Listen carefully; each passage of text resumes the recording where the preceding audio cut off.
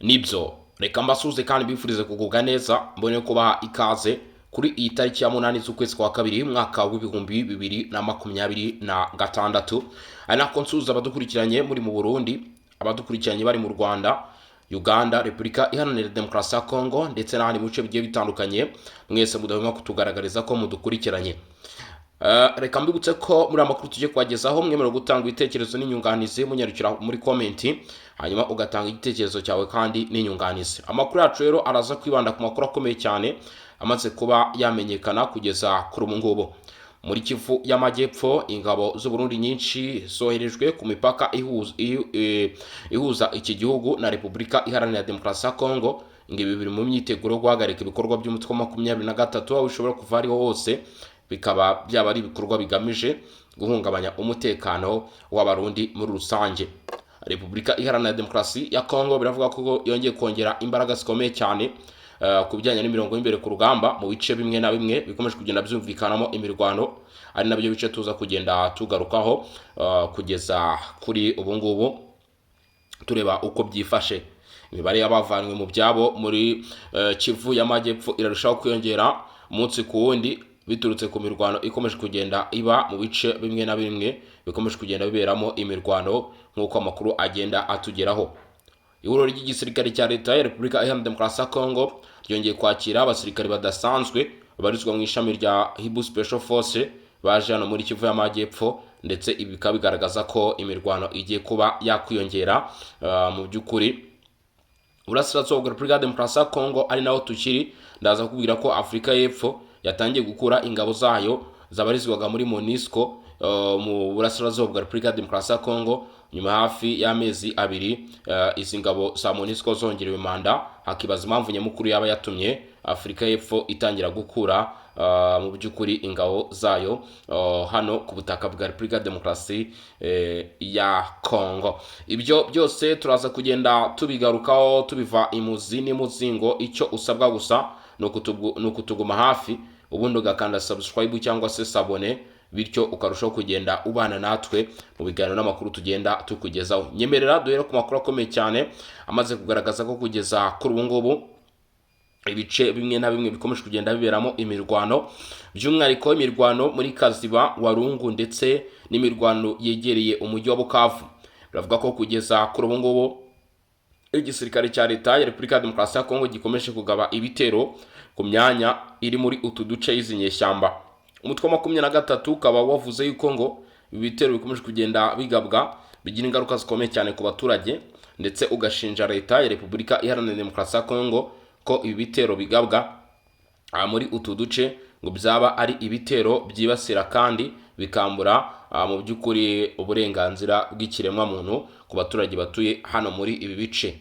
Gusa ubutegetsi bwa Repubulika ya Demokarasi ya Kongo buhakana amakuru, bukavuga ko butigeze bugaba ibitero n'umunsi wa rimwe ahatuye n'abaturage.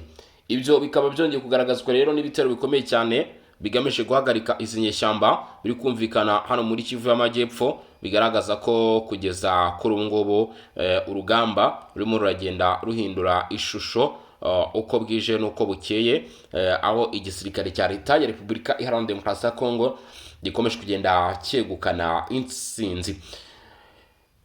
Bivugwa ko kugeza uyu munsi muri Kivu y'Amajyepfo aho bita Kaziba muri teritwari ya Uvira ndetse no mu majyepfo y'umujyi wa Bukavu hari ikibazo gikomeye cy'ubutabazi, aho ibi byatewe mu by'ukuri nanone no kuba internet yarakuweho ngo bikaba ikibazo ndimogamize kugira ngo hamenyekane biri kuhabera. Ni agace kagenzurwa n'inyeshyamba za 23 kugeza umunsi zishinjwa gushyigikirwa n'u Rwanda.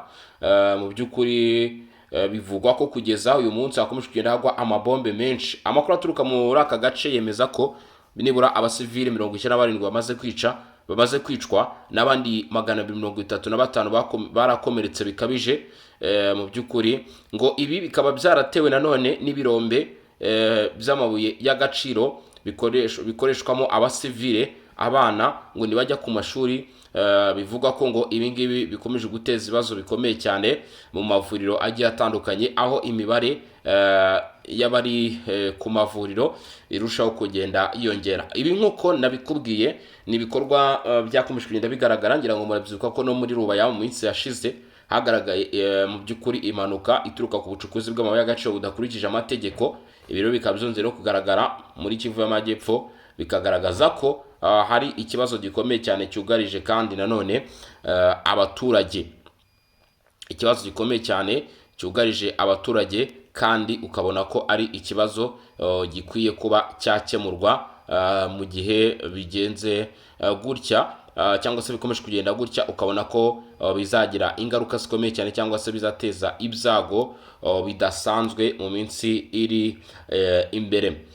Ibyo byose rero kugeza kuri ubu ngubu igisirikare cya leta ya Repubulika ya Demokarasi ya Kongo kikavuga ko mu bitero bagaba ari ibitero n'ubundi bigamije guhagarika icyo kibazo, cyangwa se gushyira ku iherezo icyo kibazo, mu gihe umutwe wa 23 uvuga ko ngo ibitero bikomeza kugenda bigabwa n'uruhande rwa guverinoma ngo ari ibitero binyuranyije n'amategeko, ari ibitero ngo binyuranyije n'amategeko.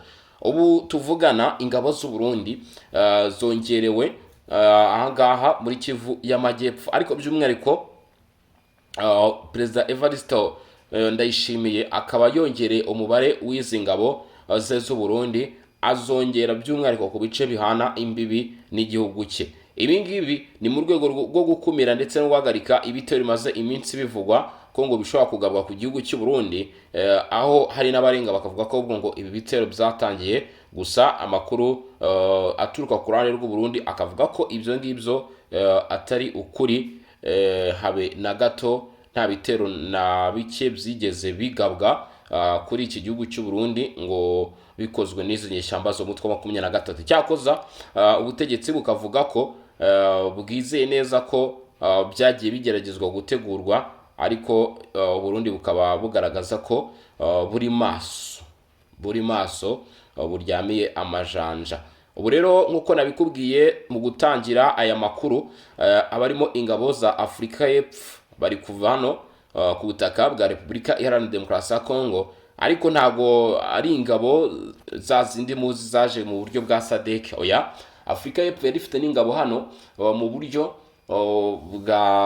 bwa MONUSCO, cyangwa se ingabo z'umuryango w'abigize ishinzwe kwita ku mahoro cyangwa se kubungabunga amahoro. Abangaba rero bari bamaze iminsi banongerewe manda y'umwaka wose, ariko icyatunguranye cyane nuko mu by'ukuri bafashe umwanzuro wo gutana. Mu burasirazuba bwa Repubulika ya Demokarasi ya Kongo, Afurika y'Epfo yatangaje ko igiye gukura abasirikare bayo muri MONUSCO. Iyo havuzwe MONUSCO ujye wumva ko ari ubutumwa bwo kubungabunga ndetse no kugura amahoro muri Repubulika ya Demokarasi ya Kongo kandi gusa, kuko buri hagira abo nizo bita za MONUSCO. Igihugu cya Afurika y'Epfo cyafashe icyemezo cyo gukura abasirikare bacyo bari mu butumwa bw'umuryango w'abibumbye bwo kubungabunga amahoro muri Repubulika ya Demokarasi ya Kongo, MONUSCO. Icyo cyemezo cyatangajwe n'ibiro bya Perezida wa Afurika y'Epfo, bivuga ko Perezida Cyril Ramaphosa yabimenyesheje umunyamabanga mukuru w'umuryango w'abibumbye Antonio Guterres, nk'uko itangazo rya Perezidansi ya Afurika y'Epfo ribivuga, byagejejwe ku kinyamakuru Actualité.cd ku cyumweru tariki 8 Gashyantare 2026, ari nawe uyu munsi, ngo Afurika y'Epfo iri mu bihugu 10 bya mbere byatangaga abasirikare benshi by'umwihariko muri MONUSCO, aho yari ifite abasirikare barenga 700 boherejwe muri Repubulika ya Demokarasi ya Kongo mu rwego rwo kubungabunga amahoro.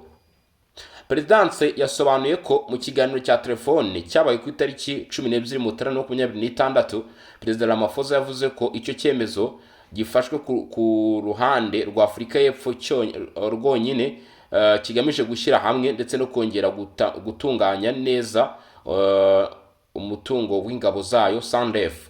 Nyuma y'imyaka 27 Afurika y'Epfo imaze ifasha umuryango w'abibumbye mu bikorwa byo kubungabunga amahoro muri Repubulika ya Demokarasi ya Kongo. Nyuma y'iki cyemezo, Afurika y'Epfo yatangaje ko izakorana n'umuryango w'abibumbye mu gushyiraho ingengabihe n'uburyo bwo gukura abasirikare, bikazaba byarangiye mbere y'uko umwaka 2026 urangira. Perezida Ramaphosa kandi yashimiye umunyamabanga mukuru w'umuryango w'abibumbye ku butumwa bwo gushimira Afurika y'Epfo kubera icyo cyemezo, aho itangazo ryongeyeho ko guverinoma ya Afurika y'Epfo izakomeza umubano wa hafi na guverinoma ya Repubulika ya Demokarasi ya Kongo, ndetse ikanashyigikira ingamba mpuzamahanga z'amahoro ziyobowe n'umuryango wa Afurika y'Amajyepfo SADC, umuryango umwe bwa Afurika ndetse n'umuryango w'abibumbye, bigamije kugera ku mahoro arambye muri Repubulika ya Demokarasi ya Kongo.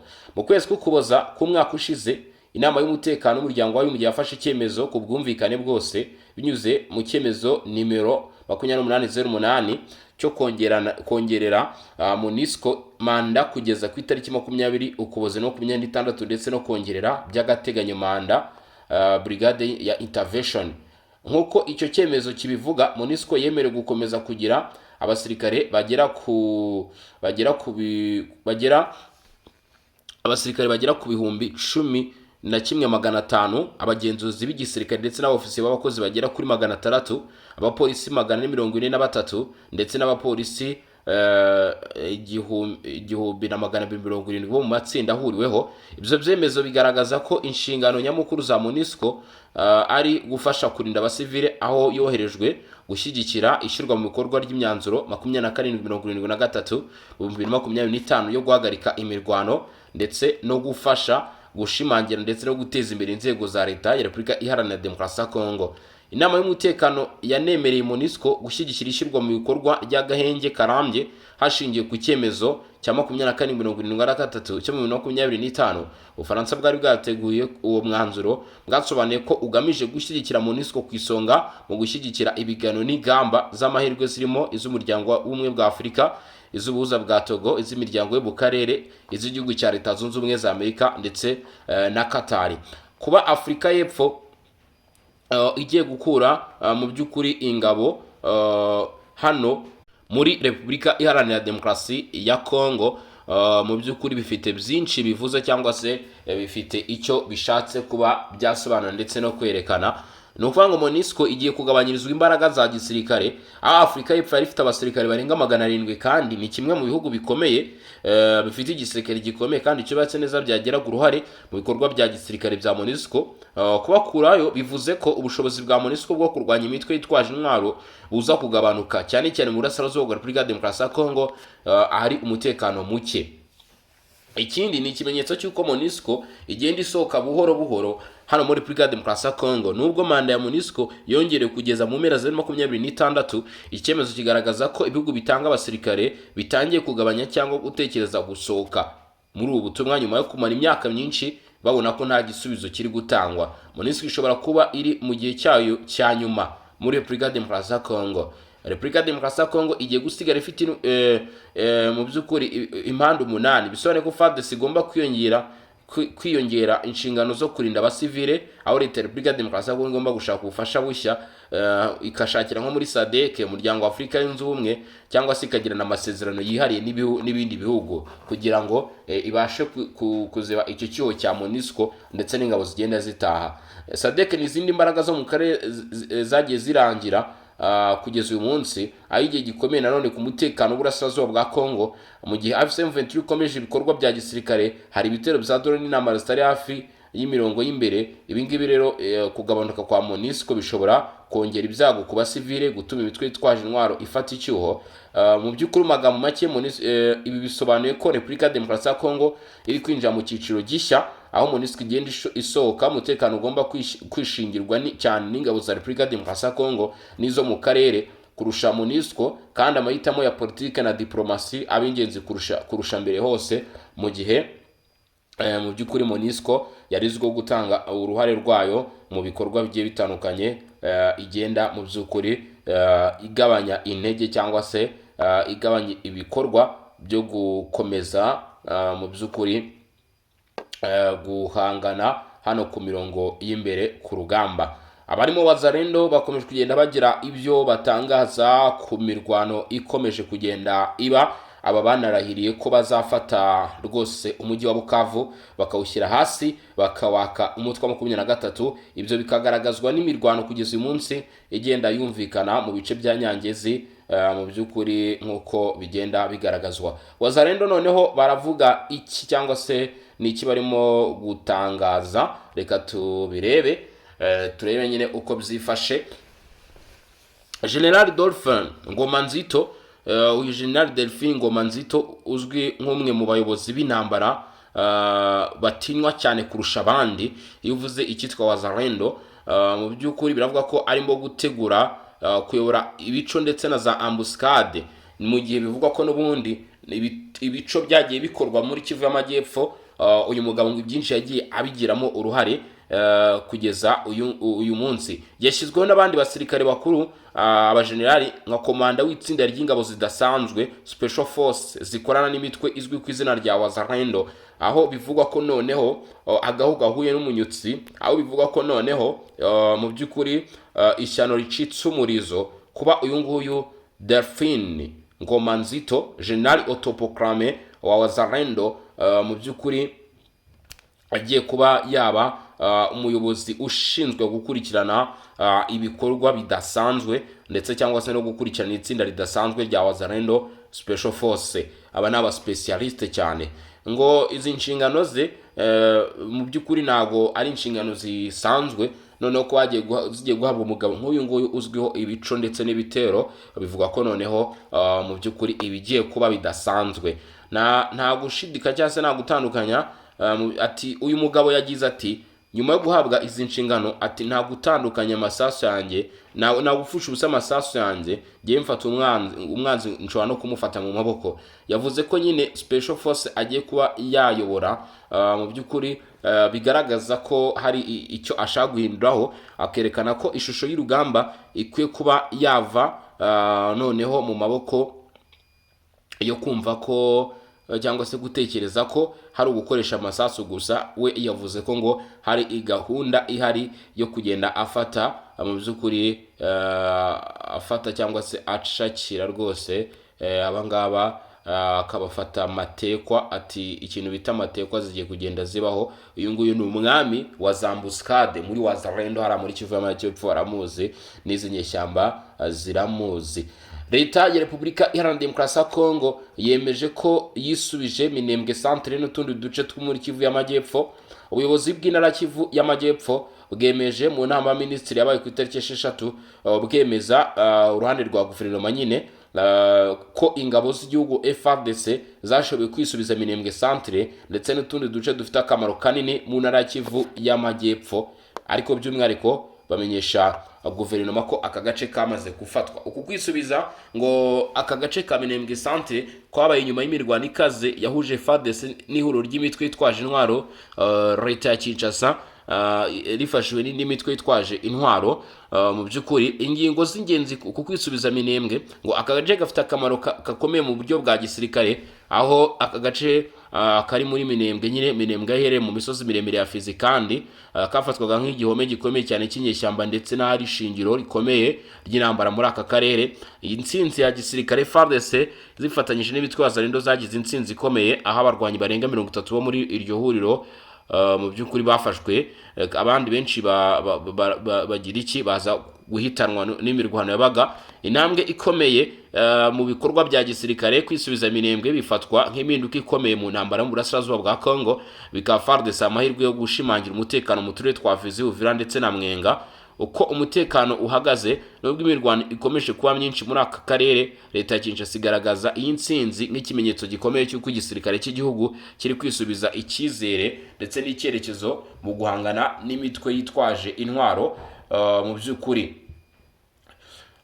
mu rwego rwa gisirikare kwisubiza Minembwe bishobora gufungura inzira y'ibindi bikorwa byo kwagura umutekano mu misozi miremire yo muri Kivu y'Amajyepfo. Mu rwego rwa politike, guverinoma ya Repubulika ya Demokarasi ya Kongo ishaka kugaragaza ko igisirikare cy'igihugu kiri gutsinda ihuriro ry'inyeshyamba rifite imizi hanze y'igihugu. Muri urwo rwego n'imibereho y'abaturage mu by'ukuri bakavuga ko bagenda babungabunga ibikorwa by'umutekano byari byaragiye byangirika mu rwego rwo gushyira kuhereza iki kibazo.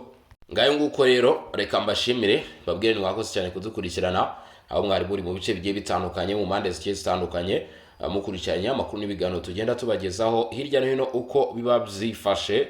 Nijye tuba tugamije nyine kugira ngo mubashe kubimenya, ngira ngo mwumvishe uko byari bimeze. Nge kuri mikoro nari Bosco Butaramu cyane, iyi ni Region Info, aho tugenda tukugezaho amakuru n'ibiganiro uko bwije n'uko bukeye. Urasabwa ko warakanze subscribe niba utarabikora, ikindi nicyo gihe akaba ari nako kandi kugira ngo mu by'ukuri ubashe kuba wakora kuri iyo buto, hanyuma dukomeze kurushaho kugenda tubana neza mu buryo bwiza kandi bwo kukugezaho amakuru. Abari mu Burundi, abari mu Rwanda, abari muri Repubulika ya Demokarasi ya Kongo, Uganda ndetse n'ahandi mu bigiye bitandukanye, Zambia, Zimbabwe, Kenya, Repubulika ya Demokarasi ya Kongo, mwese ndabasuhuje. by'umwihariko badukurikirana bari hano mu burasirazuba bwa Congo bari mu bihe bitoroshye, namwe nkomeje kugenda basuhuza, ni nako mbifuriza kugubwa neza nubwo muri guca mu bihe bikomeye cyane, ariko abenshi baravuga bati byanze bikunze mu by'ukuri nagahora gahanze bizashira nyaboneka. Reka rero mbashimire, mwakoze cyane kudukurikirana, mwakoze cyane kubana natwe, Imana n'ibigisha bikomeze kugenda byibanira namwe, bikomeze kugenda mu by'ukuri muryoherwa n'ubuzima, abo bitameze neza kwihangana, abo bimeze neza sava. Ubwo turaza gusubira amasaha ari imbere tureba n'ibindi biraba bigezwe cyangwa se uko biraba byifashe.